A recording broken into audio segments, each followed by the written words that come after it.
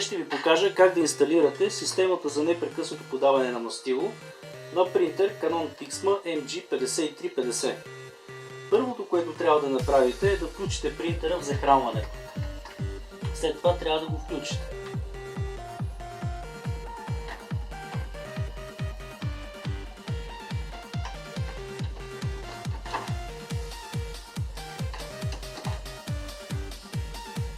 Касетите трябва да се движат в крайната лява и крайна дясна част на принтера и след това трябва да дойдат в позиция смяна на касетите, за да можем да инсталираме системата за непрекъснато подаване на мастило за принтер Canon Pixma MG5350. Сега, преди да инсталираме касетите, първо трябва да извадите главата.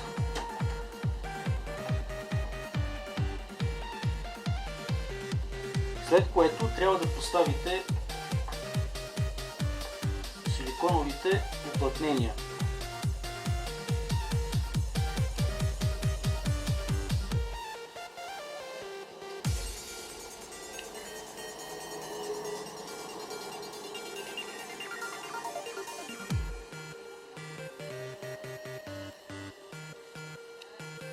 Ето, вече сме готови. Така. Поставяте отново главата в принтера. Преди да инсталирате системата за непрекъснато подаване на мастило, трябва да поставите елементчето. Този елемент играе ролята да държи капак отворен, тъй като самия капак няма да може да бъде затворен напълно и съответно принтера няма да може да работи. Поставяте тук. Ето по този начин самия капак не е затворен напълно. Сега трябва да инсталирате системата за непрекъснато подаване на мастило. За целта трябва да махнете предпазителите.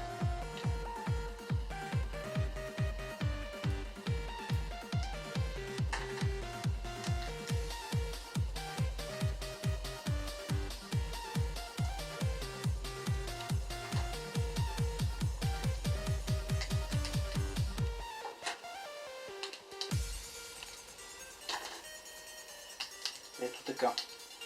Вече сте готови да инсталирате касетите. Ставите ги на мястото им в главата. Така че всяка една да се влезе на място и натискате така, че да щракне.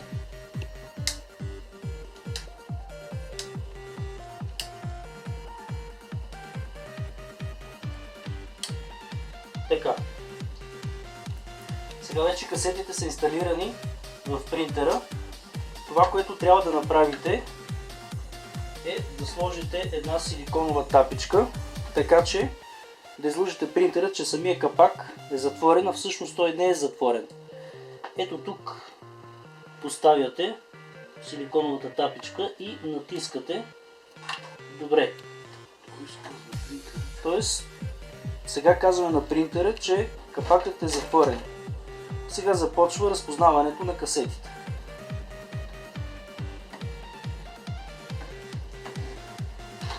Касетите вече са разпознати.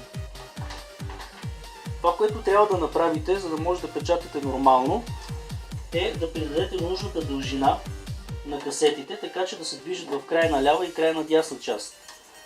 За целта аз съм поставил един прикрепващ елемент ето тук. Така.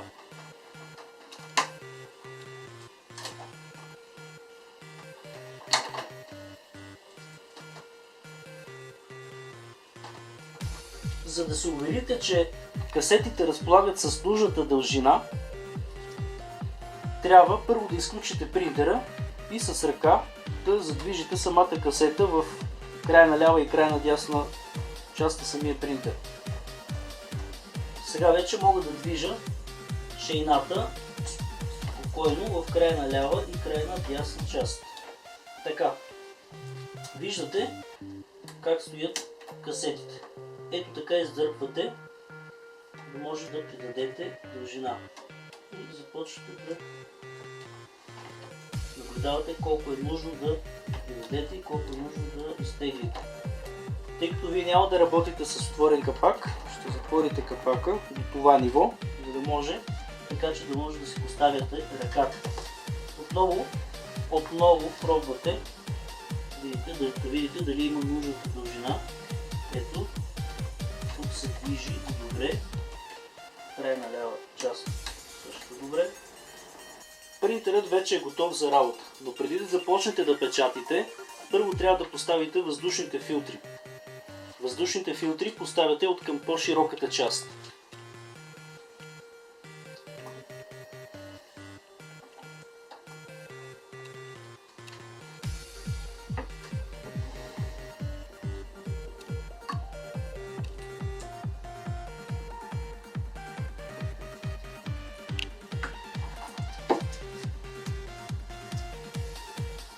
След като поставите въздушните филтри, ето така,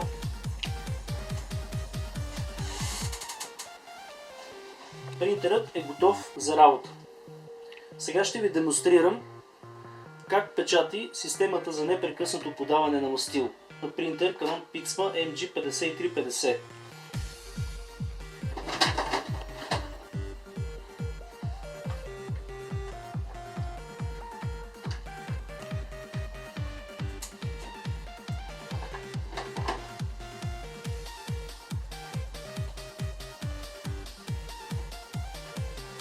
Ето вижте, това е работата на системата за непрекъснато подаване на мастил на принтер Canon Pixma MG5350.